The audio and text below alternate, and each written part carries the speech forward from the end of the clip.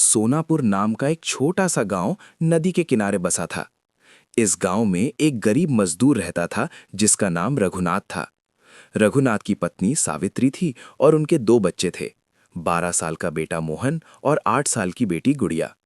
रघुनाथ का घर मिट्टी और घास से बनी एक छोटी सी झोपड़ी थी, जिसमें बारिश के दिनों में पानी टपकता था और ठंडी हवा घुसती थी।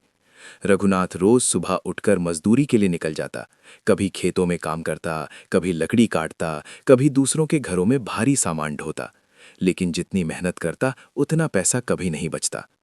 पिछले साल सावित्री अचानक बहुत बीमार पड़ गई थी। उसके इलाज के लिए रघुनाथ ने गांव के महाजन गोविंदलाल से कर्ज लिया था। महाजन गोविंदलाल बाहर से मीठा बोलता था, लेकिन अंदर से पत्थर दिल था। वो गरीबों को उधार देकर उनके घर और जीवन पर कब्जा कर लेना चाहता था। धीरे धीरे कर्ज का समय पूरा हो गया और एक दिन महाजन खुद रघुनाथ की झोपड़ी के सामने आ गया। उसके साथ 2 आदमी थे। महाजन ने रघुनाथ को घूर कर कहा, रघुनाथ, बहुत दिन हो गए, मेरा पैसा कब लौटाएगा? रघुनाथ ने हाथ जोड़कर कहा, मालिक, थोड़ा समय दे दीजिए, मैं मजदूरी करके जरूर लौटा दूंगा। महाजन हंस पड़ा और बोला, समय? गरीबों के पास समय बहुत होता है, मेरे पास नहीं। अगर पैसा नहीं दिया तो तेरी झोपड़ी और तेरी जिंदगी दोनों मेरी। सावित्री डरकर सामने आई और बोली, महाजन जी, बच्चे छोटे हैं, थोड़ा रहम कर दीजिए। महाजन ने बच्चों की तरफ देखा और बेरुखी से कहा, गरीबों के बच्चे खेलने के लिए नहीं होते, काम करने के लिए होते हैं।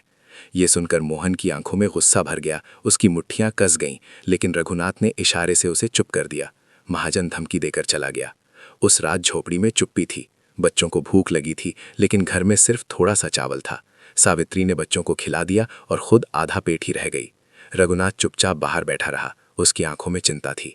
कुछ देर बाद उसने सावित्री से कहा, अगर हम यहाँ रहे तो ये महाजन हमें जीने नहीं देगा, वो हमारे बच्चों को गुलाम बना देगा। हमें भाग जाना चाहिए, नदी पार करके शहर चले जाएंगे। सावित्री डर गई और बोली, लेकिन नदी पार कैसे करेंगे? नाव कहाँ से आएगी? रघुनाथ ने भारी आवाज में कहा, गांव में सबसे बड़ी नाव महाजन की ही है, मुझे उसी से उधार लेनी पड़ेगी।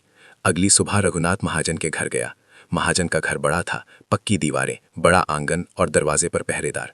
रघुनाथ ने भीतर जाकर हाथ जोड़कर कहा, मालिक, मुझे आपकी नाव चाहिए, बस एक रात के लिए।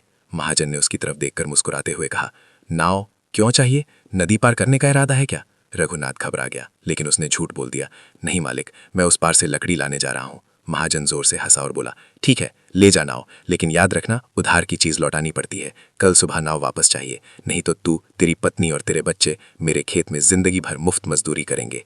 रघुनाथ ने सिर झुका लिया, वो कुछ नहीं बोल पाया। उसने नाव ले ली। नाव पुरानी थी लेकिन मजबूत थी। रघुनाथ को लगा जैसे यही नाव उसके परिवार की जिंदगी बचा सकती है। दिन भर उसने तैयारी की। सावित्री ने एक कपड़े में थोड़ा चावल, थोड़ा नमक, एक बोतल पानी और बच्चों के पुराने कपड़े बांध दिए।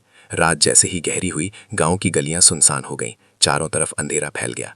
सिर्फ नदी की आवाज सुनाई दे रही थी, छप छप छप। रघुनाथ ने सावित्री और बच्चों को धीरे से जगाया। मोहन ने नींद में ही पूछा, बाबा, हम कहाँ जा रहे हैं? रघुनाथ ने धीरे से कहा, बेटा, हम आज अपनी आज़ादी बचाने जा रहे हैं। गुड़िया डरकर माँ से चिपक गई और बोली, माँ, रात बहुत काली है। सावित्री ने उसे सीने से लगा लिया और बोली, डर मत बेटी, भगवान हमारे साथ है। वे चारों दबे पांव नदी किनारे पहुंचे। वहां हवा ठंडी थी और अंधेरा इतना गहरा था कि सामने कुछ साफ दिखाई नहीं दे रहा था। रघुनाथ ने नाव को पानी में उतारा और बच्चों को पहले बैठाया। फिर सावित्री बैठी और अंत में रघुनाथ चप्पू लेकर नाव चलाने लगा। नाव धीरे धीरे आगे बढ़ने लगी।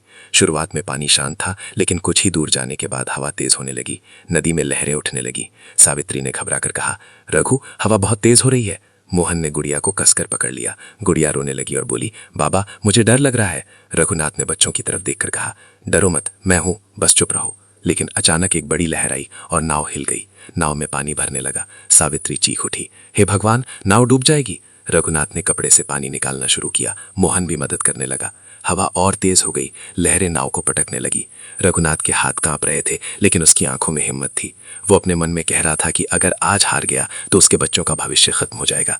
तभी एक और बड़ी लहर आई और नाव का किनारा किसी पत्थर से टकरा गया। लकड़ी चरमराई और थोड़ा टूट गई। गुड़िया डरकर चीख पड़ी, बाबा। सावित्री रोते हुए बोली, रघु, कुछ करो। रघुनाथ ने पूरी ताकत से चप्पू चलाना शुरू किया। उसने अपने सारे दुख, सारी मेहनत, सारी भूख, सब कुछ उसी चप्पू में डाल दिया। मोहन ने भी चप्पू पकड़ लिया और पिता के साथ मिलकर नाव खींचने लगा। उनकी सांस फूल रही थी, हाथ छिल गए थे, लेकिन वे रुके नहीं। बहुत देर बाद दूर एक हल्की सी रोशनी दिखाई दी। वो दूसरे किनारे का गांव था। रघुनाथ की आंखों में उम्मीद जाग गई। उसने कहा, बस थोड़ा और, बस थोड़ा और। नाव धीरे धीरे किनारे के पास पहुंची और आखिरकार मिट्टी से टकरा गई। सावित्री ने जल्दी से गुड़िया को उठाकर बाहर निकाला। फिर मोहन उतरा। रघुनाथ भी उतरकर जमीन पर गिर पड़ा। चारों की सांसें तेज चल रही थीं। शरीर थककर टूट चुका था, लेकिन वे बच चुके थे। सावित्री ने जमीन को छूकर कहा, धन्यवाद भगवान, आपने हमारे बच्चों को बचा लिया। रघुनाथ ने नदी की तरफ देखा। उसकी आंखों में आंसू थे, लेकिन चेहरे पर एक राहत थी। उसे याद आया कि ये नाव महाजन की है और सुबह तक वापस नहीं की तो महाजन उसे ढूंढेगा, लेकिन अब लौटना मौत के बराबर था। रघुनाथ ने धीमी आवाज में कहा, अब ये नाव लौटे या ना लौटे, पर मेरे बच्चों की जिंदगी बच गई। महाजन का डर अब खत्म। मोहन ने पूछा, बाबा महाजन हमें पकड़ेगा? रघुनाथ ने बेटे के सिर पर हाथ रखकर कहा, अगर वो हमें ढूंढेगा भी तो हम भागेंगे, लड़ेंगे, लेकिन गुलामी नहीं करेंगे। फिर वे चारों शहर की तरफ चल पड़े। उनके पास पैसे नहीं थे, रास्ता लंबा था, भूख बहुत लग रही थी, लेकिन वे रुक नहीं सकते थे। सावित्री बच्चों को पानी पिलाकर समझाती, मोहन गुड़िया का हाथ पकड़कर चलता। कई घंटे पैदल चलने के बाद वे शहर के पास पहुंचे। वहां बड़ी बड़ी इमारतें थीं, गाड़ियां थीं, भीड़ थी, लेकिन उनके लिए वो जगह भी नई और डरावनी थी। रघुनाथ ने मजदूरी ढूंढी। पहले दिन कोई काम नहीं मिला, दूसरे दिन भी नहीं मिला।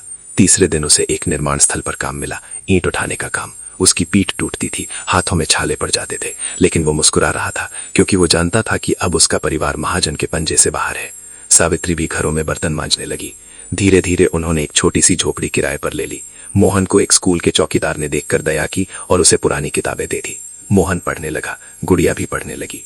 एक दिन मोहन ने अपने पिता से कहा, बाबा मैं बड़ा होकर अफसर बनूंगा और ऐसे महाजनों को गरीबों का खून चूसने नहीं दूंगा। ये सुनकर रघुनाथ की आंखों में आंसू आ गए।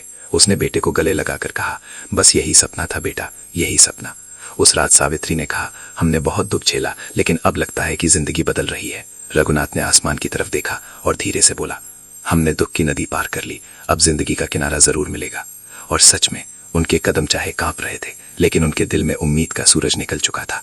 उधार की नाव ने उन्हें सिर्फ नदी पार नहीं कराई थी, उसने उनके बच्चों का भविष्य भी बचा लिया था। और उस रात की आंधी तूफान के बाद रघुनाथ को पहली बार लगा कि गरीब की जिंदगी में भी एक दिन रोशनी आ सकती है।